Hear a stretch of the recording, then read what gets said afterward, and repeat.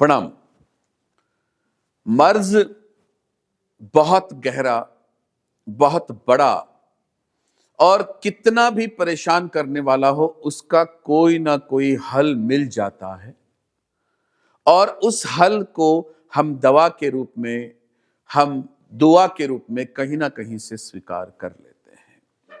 लेकिन कर्ज यदि मिल जाता है तो हम उससे दुआ के रूप में स्वीकार नहीं कर सकते हैं।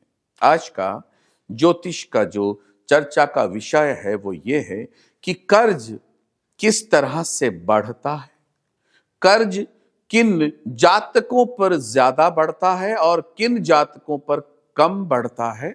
हम ऐसा क्या करें कि कर्ज यदि लेना भी पड़ गया है तो हम उसे समय पर, समयावधि पर या समय से पहले या कुछ दिनों बाद उसको हम पूर्ण कर सकें, चुका सकें, या ऐसी क्या कोई रेमेडी हम करें, ऐसी कोई पूजा आराधना अर्चना हम क्या करें जिसके चलते हमारा कर्ज तुरंत प्रभाव से समाप्त हो जाए। आज इसी बात की ज्योतिष चर्चा हम लोग करते हैं।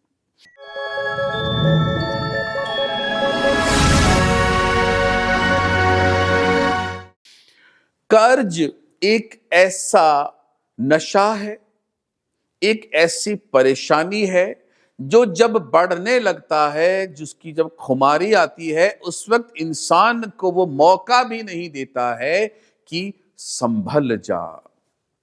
होता क्या है, हमारी इच्छा शक्ति, हमारी इच्छाएं, हमारी तमन्ना, हमारी थॉट, हम ये करेंगे, वो करेंगे, ऐसा करेंगे, जाने क्या क्या चीजें सोच सोच करके कैपेसिटी को भूल जाते हैं और किसी और के देखे दिखाए हम उसके कदमों पर चलना शुरू कर देते हैं, जिसके चलते हमें कहीं ना कहीं कोई ना कोई कॉम्प्रोमाइज करना पड़ता है और वो कर्ज के रूप में हमारी लाइफ में आ जाता है। कर्ज, ज्योतिष की यदि चर्चा करते हैं तो कर्ज का संबंध यानी धन का संबंध यानी स्त्री का संबंध चंद्रमा के साथ में माना जाता है। अचानक लिया जाने वाला कर्ज, चंद्रमा यदि आपकी कुंडली में छठा, आठवां या 12वां बैठा हुआ होता है, पहला। दूसरा, यदि वो राहु से दृष्ट है या राहु के साथ में 6, 8 या 12वें घर में बैठा हुआ होता है तो इंसान को कर्ज लेने की आवश्यकता जरूरत से ज्यादा पड़ जाती है। कर्ज देने के लिए यदि आपका लग्न का स्वामी, आपका लग्नेश यदि 6ठे या 8वें घर में चला जाता है तो भी आपकी कर्ज लेने की आदत हो जाती है। कर्ज लेने की आदत होने का मतलब यहां पर यह होता है, मुझे जरूरत है 5,000 रुपए की और मैं 50,000 रुपए मार्केट से कलेक्ट कर लेता हूं, 5 तो जहां मुझे देना था वहां दे दिया, 45,000 जो बचता है वो मुझसे खर्च हो गया। अब मेरी पेइंग कैपेसिटी उतनी ज्यादा नहीं है, मैं रीपे उतना ज्यादा नहीं कर पा रहा हूं, तो क्या होगा, एक खड्डे को बंद करने के लिए मुझे दूसरा खड्डा खोदना पड़ेगा। अब हम यहां अगर इसकी बात करते हैं कि कर्ज जो है वो क्यों होता है, पहला, कर्ज होने के जो कारण है उनमें प्लानिट को हम हेल्प किस तरह से ले सकते हैं कि हमें कर्ज ना हो, या कर्ज अगर है जीवन भर कर्ज लेना तो मुझे क्या करना चाहिए। एक बहुत अच्छी सी रेमेडी मैं आपको बता देता हूं। यदि आपने अपनी आदत के अनुसार, अपने ग्रहों के अनुसार कर्ज लेना प्रारंभ कर दिया है और आप कर्ज के इस लेवल पर आ गए कि आपका कर्ज समाप्ति पर नहीं हो रहा है, समाप्त नहीं हो रहा है और बड़े परेशान हो गए हैं, तो आपको क्या करना चाहिए। यदि आप छोटा कर्ज ले सकते हैं, आपके कर्जे पर डिपेंड करता है। फॉर एग्जांपल, आपको करोड़ों का कर्जा तो आप लाखों और ले लीजिए, आपको लाखों का कर्जा तो हजारों और ले लीजिए, कर्ज रखिए। अब उस कर्ज से क्या करना है, कर्ज को चुकाने के लिए कर्ज क्यों लूंगा, मैं कर्ज लूंगा लोगों को कर्ज देने के लिए। करना छोटा सा काम है कि आपको अपना खुद का थोड़ा सा फंडिंग लोगों को कर्ज के रूप में देना प्रारंभ कर देना है। जैसे जैसे आप लोगों को थोड़ा थोड़ा पैसा कर्ज के रूप में देंगे, उनसे विद इंटरेस्ट जब आप पैसा वापस लेंगे तो आपका जो योग है कर्ज का, वो कर्ज का योग तो रहा, लेकिन उस योग को हमने सुयोग में परिवर्तित कर दिया, नहीं तो वो कुयोग बन जाता और हमें सब कुछ अपना खत्म करके स्वाहा करके आगे की तरफ बढ़ने का प्लान बनाना पड़ सकता था। यदि आपको लगता है कि आपको किसी पूजा पाठ या मंत्र की रिक्वायरमेंट है, तो भी आपको जो है एक मंत्र मैं बताता हूं। इस मंत्र को आपको सफेद गुलाब जो होता है वो आपको अपने पास रखना है। आपका जो भी इच्छित जो देवता है, जिसको आप मानते हैं, उस देवता की आपको पूजा आराधना करनी है।